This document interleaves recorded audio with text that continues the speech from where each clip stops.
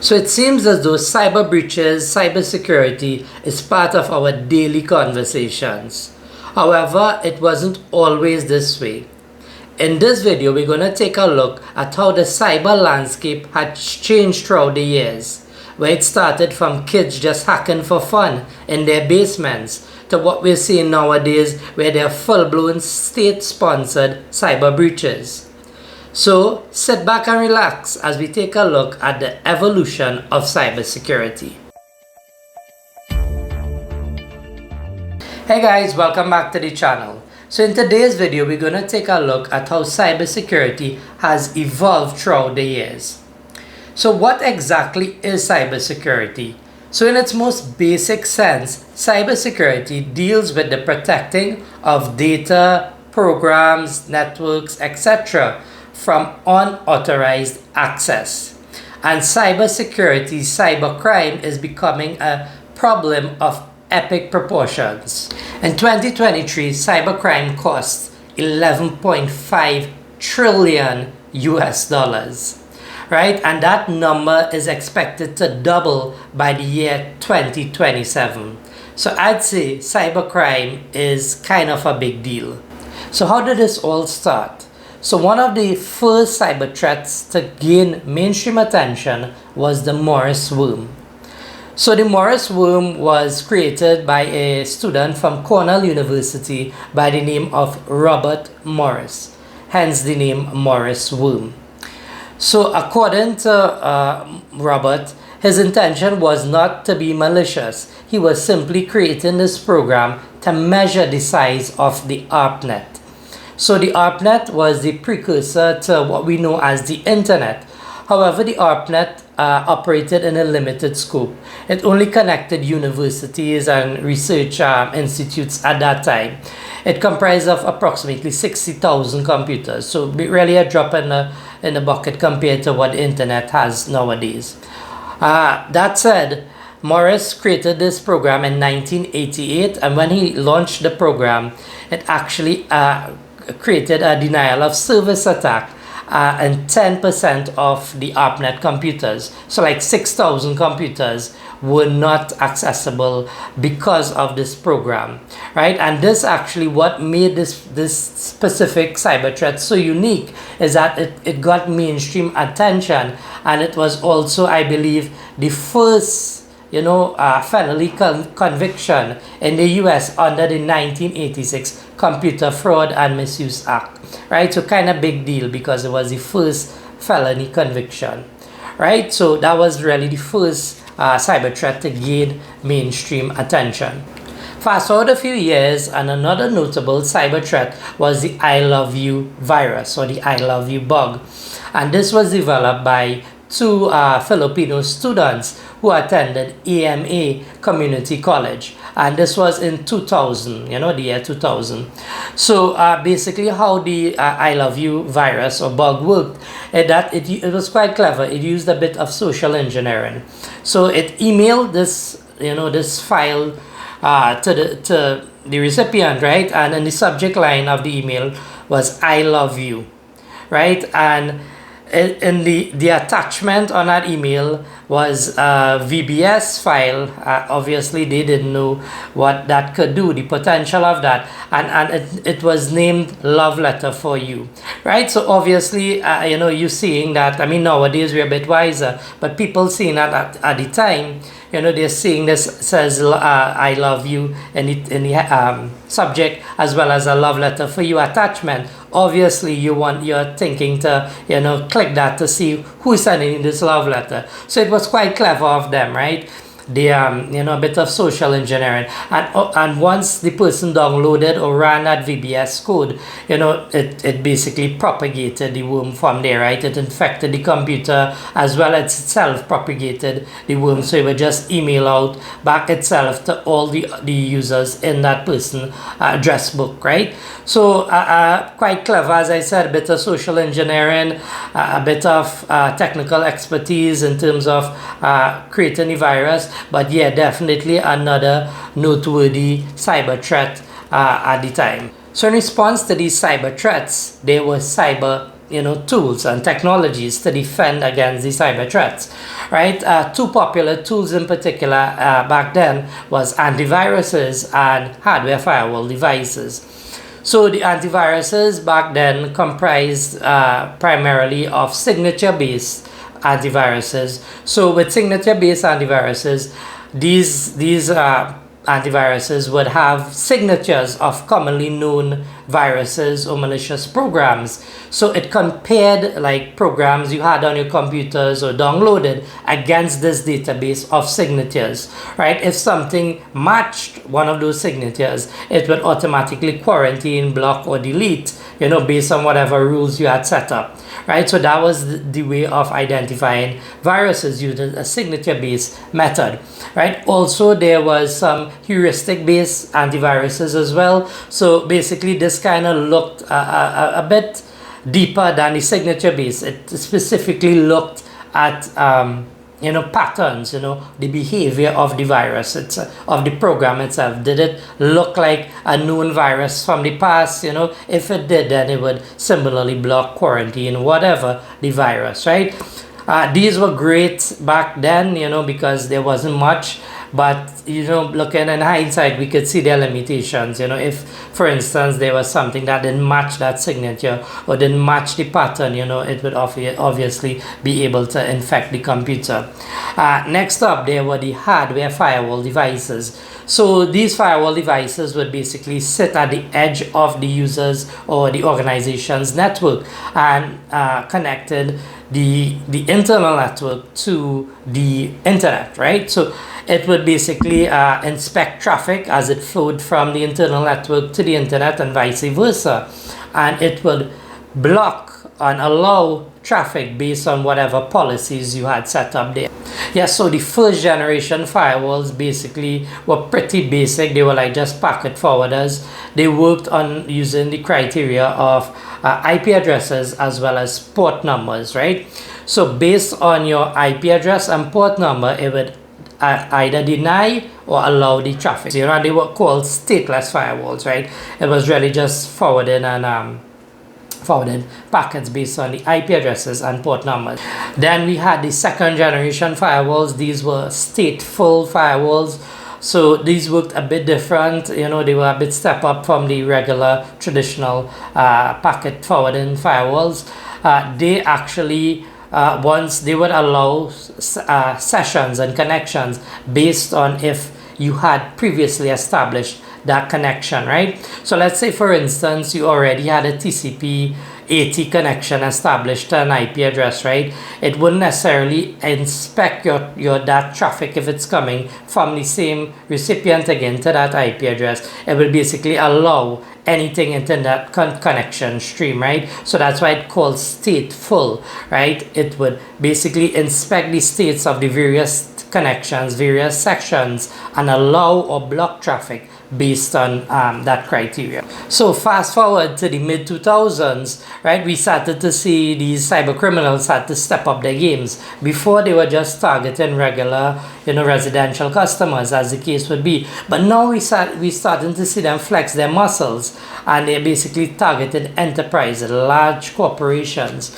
One of those breaches was the Yahoo data breach, and this was in 2014, right? That was actually at the time one of the largest data breaches, cyber breaches, where it revealed users' usernames, password, credit card information, you name it. And I think it was something like 500 million credentials were leaked in that data breach, right? And that also that was a bunch of legal action, lawsuits, etc. that Yahoo had to deal with at the time. Another big data breach was MySpace. Similarly, MySpace, I think it was something like 300 and something million, user accounts were compromised. And this data was actually leaked on the dark web at the time. This was, I think, something 2013-14. It was leaked on the dark web for sale for like 3,000 US, $3,000 worth of Bitcoin, I believe, was the preferred payment method. But yeah, definitely the cyber criminals started, really stepping up their game in the mid 2000s and started attacking major corporations. Also, at this time, we started to see a rise in APT attacks, right? APT stands for Advanced Persistent Threats, right? So these are like state-sponsored attacks. So we're no longer dealing with script kiddies and people just practicing in their basements. These is where nations, right, with powerful nations, in fact, would back and sponsor cyber breaches. One of those cyber breaches was the breach of Stuxnet. Right, I hope I'm pronouncing that properly, right? Stuxnet, right? This was in 2010. So Stuxnet was actually a state-sponsored attack against one of Iran's uranium enrichment plants, right? So it's believed that the US and Israel were responsible for the cyber attack against Iran. And what they did, they actually disrupted their uranium development plan. And how they did that is that they infiltrated their SCADA systems, right? So SCADA is like industrial type equipment where they deal in these big power plants and, these big nuclear plants and stuff like that. These are the kind of systems they use as SCADA systems, and these are primarily offline, right? However, Russia and the US were able to disrupt this project that Iran had going on, and they damaged their centrifuges and a bunch of different things, so they really crippled Iran's nuclear plant there, right? So it was really something big because it was something never seen before, the Stuxnet cyber breach. Also in 2019, we saw a similar APT attack against SolarWinds in particular. So for those of you who don't know, SolarWinds is like one of the largest network monitoring companies there out there. And this particular breach believed to came from Russia. It was a Russian state-sponsored attack, and they hacked, basically, they breached SolarWinds, and by breaching SolarWinds, they were able to wreak havoc because they were able to exfiltrate bunch of data from SolarWinds clientele, and those were like big Fortune 500 companies based in the US. Russia was able to infiltrate these companies through their SolarWinds instance when this thing happened, right? And this was in 2019, so not so long ago. The APT was APT 29, I believe, codename Cozy Bear, right? But that was another notable APT attack. So as these cyber attacks evolved and became more complex, so did our defensive technologies, right? So the firewalls, we now have next generation firewalls, and next generation firewalls, unlike its predecessors, which was limited by port numbers, IP addresses, the states of the sessions, these actually did the packet inspection. So this could really get in the packets and see what kind of code, what kind of traffic was being passed, whether it was Netflix, whether it was YouTube, torrenting, whatever. It basically could identify your traffic, right? It did application level filtering there, right? So and also by being able to look inside the traffic itself, what it could do is look for malicious code in the transmission itself, right? So really powerful, these next generation firewalls. Some of the popular ones on the market are from like Cisco, Palo Alto, Fortinet as well, to some really powerful tools they have in terms of next generation firewalls. Also in terms of antivirus, this also evolved as well. We now have like EDRs, endpoint detection response systems. I hope I got that correct, right? But these have evolved from the signature based firewalls of long ago, right? It's much more proactive. It could help you with threat hunting, actually seeing the full life cycle of the threat, what file caused it to be, what was the vulnerability, which file triggered the threat, the whole life cycle, so it's good especially for threat hunting in terms of, seeing and remediating those problems. But yeah, we now have like EDR, XDRs, managed services, MDRs, a bunch of different things. A lot of progress has been made in terms of the antivirus front as well. Another important tool worth noting is threat intelligence. This is basically feeds, right? There are free feeds as well as paid feeds as well, cyber threat intelligence, which, these feeds basically give pull from various databases, even from the dark web, to show you like what are the latest viruses, what are the latest vulnerabilities, what are the latest threats, and you could compare it against what your organizations currently use. So really important as well to threat intelligence, definitely important, and be able to identify IOCs, indicators of compromise within your organization. So aside from tools, equally important, and in some cases more important, were developed compliance standards, right? Security compliance standards and frameworks. So what this basically did, right, and currently does, is that it gives you a framework in terms of how organizations need to handle their data, right, and cybersecurity, right? So it basically standardizes that process, right? Instead of people just guessing and this organization doing its own thing, that one doing its own thing, this allows for standardization, right? So some of the popular frameworks and compliance standards is NIST, right? This is a pretty popular one, as well as ISO 27001. This is another popular one. These deals with the overall risk-based management of the organization in terms of policies and how you handle data and stuff like that. Some other specific standards are like HIPAA, right? So HIPAA is specific for if you deal with health records or anything like that. HIPAA compliance is something you need to adhere to. This is specifically how you treat and handle health data, health-related data. Also, PCI DSS, right? This is how you handle credit card payment data.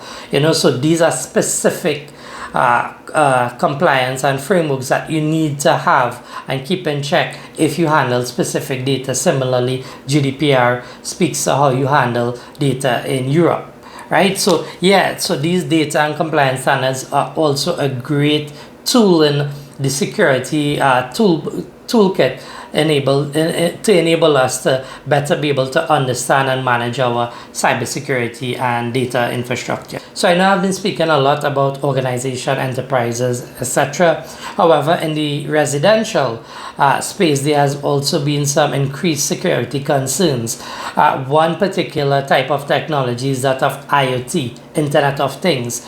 So this is basically like embedded systems that we have in our day-to-day usage at home, such as microwaves, refrigerators, thermostat, our Echo Dot, all those things are basically Internet of Things, right? So these have various sensors, and for a lot of the things that they do is they help us to automate some of the more manual tasks that we do, so turning down our thermostat, adjusting the levels, asking Alexa to dim the lights, to check out the news, all these things. So it does have its advantages. However, there are also security concerns as well. So some of the major challenges with these IoT devices is, for one, the firmware. Sometimes these firmwares are prone to vulnerabilities, and the problem is, some of these manufacturers, they don't release patches or they don't release updates for the firmware. So you're stuck with this old firmware that is maybe susceptible to some vulnerability. So that's a big concern, poor firmware development. Another big concern is privacy concerns, right? Because even with these Ring cameras and some of these other IoT cameras, these things store your data in the cloud. So, you really have to kind of know what you're getting into, because who's to say what's happening with your data wherever it's going? I mean, there are some reputable companies out there, but there are also some shady ones there. You're not sure how compliant their data centers are, their storage, etc. So privacy concerns, another one. Another big thing, authentication methods. So some of them have really weak authentication methods, some of them have no authentication methods, right? So IoT devices, why they are useful, definitely want to do your research and your homework before purchasing these things and installing them in your home networks. So in closing, I just want to touch on future trends in cybersecurity. A big one that I see, and a lot of you could probably identify with, is AI, right? Artificial intelligence. That's something big right now. And the thing about AI, it has its good uses like everything, and its bad uses as well. Same thing as it applies to cybersecurity. So some of the good things I see AI doing is being able to better pattern recognition, right? So this, I mean, let's face it, machine learning, all these things could compute things faster, thousands, millions of times faster than any human can, right? So say if we were to implement AI in tools that like a security operations center or SOC would use, in pattern recognition, definitely AI could improve that detection capabilities there. Even in incident response, right?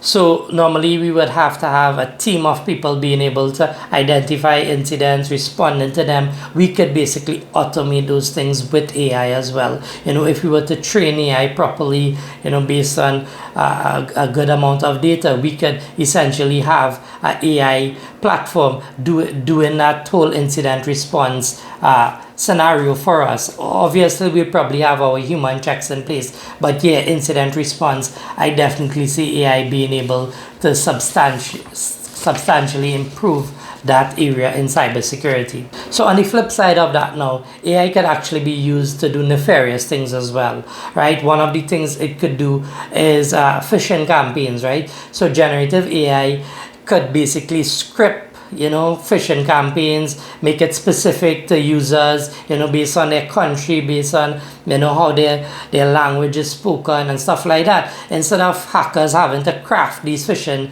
messages, generative AI could speed up this process dramatically, right? So really automating that phishing process, I see AI being used in that, right? Another thing is deep faking, right? So like deep faking videos, I know a couple of you probably saw their videos like with Donald Trump and some of these other celebrities, these deep fake videos out there where people use AI to look, to sound, to act like the person who you're thinking of in the video, but it's really AI. So AI could be used, in nefarious ways of deep faking videos, voices, calls. Imagine someone placing a call using AI saying, I'm the president of so-and-so bank or whatever, but there is a use case I'm seeing specifically in deep faking, where AI could be used in a nefarious way as well. So wrapping up now, I think we could all agree that cybersecurity, cybercrime, cyber breaches, these things are a big thing now. They've come a long way,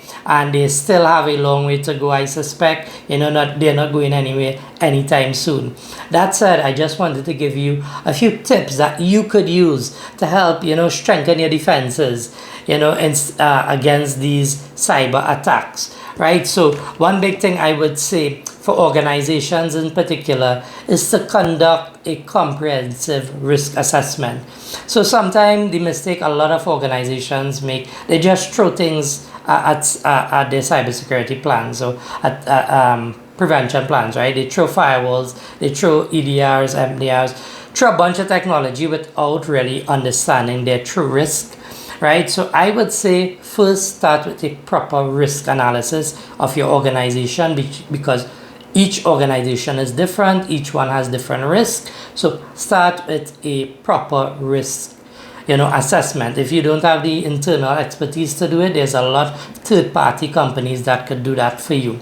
Once that's done, I would advise you to implement a multi-layered approach, right, to cybersecurity. So what does that mean? That means using different technologies in tandem to strengthen your defense. So you want to use things like multi-factor authentication, you want to use firewall devices, you want to use security awareness programs. All these things work together and help build the resilience of your cybersecurity program. You want to also ensure that your systems are being patched and updated in a regular fashion, right? Because there are always new vulnerabilities being identified. So ensure that you're using genuine software most of all. Don't use any pirated crap. And make sure these software and systems are being patched and updated on a regular basis. And lastly, you want to continue doing that audit, right? So like once a year, you want to do a risk audit, just to continually check and see what any new risks, if they have been introduced into your organization and what you could do to help mitigate and defend against these. So on the personal front now, first thing I want to mention, and I forgot to mention it for the enterprise side, but I mention it here, is you want to use strong passwords, right? Strong means it's complex, mixture of upper and lowercase letters, numbers, symbols. Guys, I know it's easier to remember one password for everything. I did it in the past, but that's a major loophole that hackers seem to, they know about and seek to hone into. So I would advise you use different and unique passwords for each platform. Good thing is there's a bunch of password managers out there that could help you do this, so you won't have to remember it off the top of your head. I have one that I use personally. If you like me to do a video to show you how to set up a password manager so you won't have to remember all these different passwords, let me know in the comment section down below, right? But yeah, complex passwords, you want to do same thing. You want to set up MFA on all your devices, your systems, whether it's social media, email, etc. Set up multi-factor authentication, right, to these platforms and systems, etc. You want to keep updated as well too. Just kind of be aware of what's going on in the cyber world. If there's any new breaches, any new hacks, you need to look out for.